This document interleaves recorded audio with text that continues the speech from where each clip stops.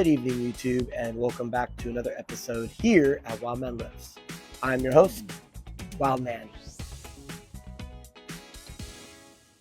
Now, on today's episode, I was back in the gym again, and I was doing the back squat in giant set format.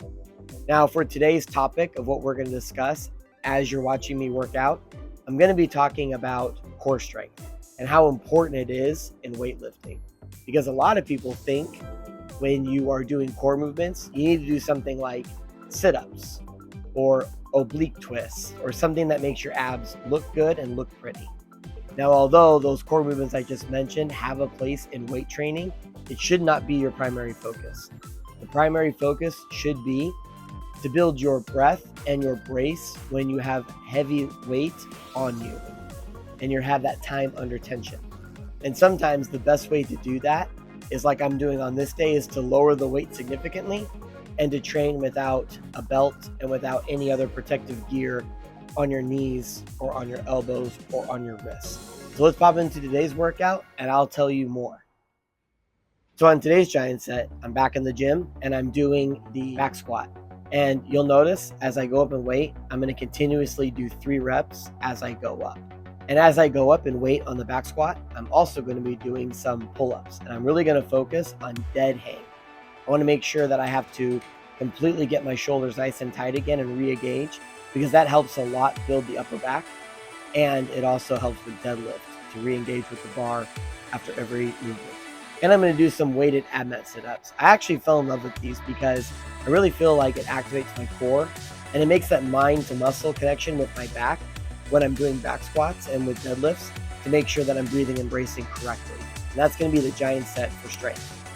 Now, like I said, core for strongman and for weightlifters and people who want to get stronger is different for those bodybuilders and physique type people where they want to have chiseled abs and obliques that absolutely pop and makes every girl and guy stop for a moment and be like, wow, that guy's jacked.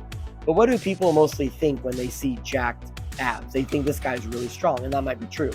He might be able to do a lot of calisthenics, gymnastic movements, able to hold his body weight up, do a backflip, do a front flip or whatever.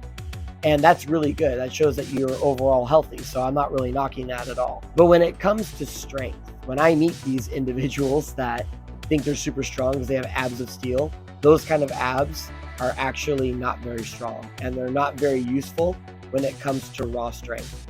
And yes, the weighted ab mat sit-up is going to give my abs that pleasing look that people like to see. But I'm mainly using it as a gauge and a primer in order for the big lifts, which really matter. The most important thing that you can do when you're trying to build your core strength that's going to carry over into strength sports and to real life events where you have to pick something up is going to be breathing and bracing under a very heavy weight. So in this case, I'm doing the back squat today and I'm not wearing a belt.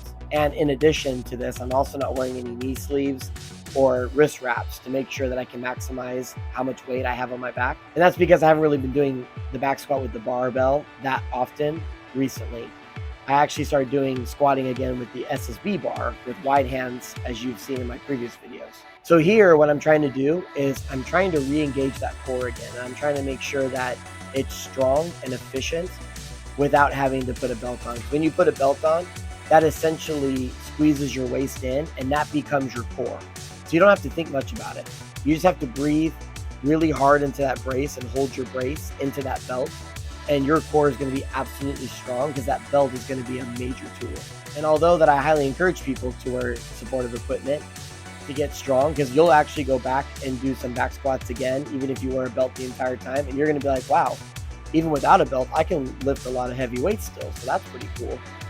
So lifting with a belt is definitely going to still carry over and give you that result you're looking for. And it's a lot safer than lifting without a belt. Now, the reason why I'm lifting without a belt today is because I really wanted to tax my core. I wasn't planning on going too heavy. I just simply wanted to get up to my desired weight today and just do 3 reps until 3 reps wasn't enough anymore. And depending upon if those 3 reps moved well, then maybe I might try to go 1 rep higher just to really push that core a little bit more.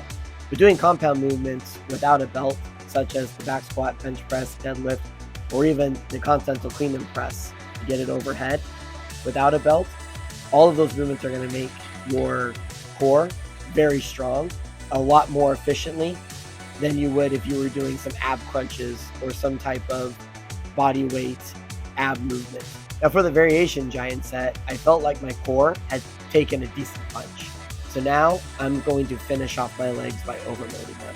And I don't know how much that implement is when I add the 45-pound plates to it, but the leg press machine is an absolutely great machine to build your legs and to overload it after you're done lifting heavy. But then I just continued to do those pull-ups as well, because pull-ups actually carry over into your back core, which is a thing, believe it or not. And it's a really good movement to do, and I wanted to finish it off to make sure that I was getting equal pull. And I continued to do the weight of ab mats as well. And that was going to be the variation giant set, which I believe I did 4 rounds. So there you have it. That's what I got for you tonight on today's episode about core strength and about breathing and bracing. Really hope everybody enjoyed it, and I'll see you next time. Thank you.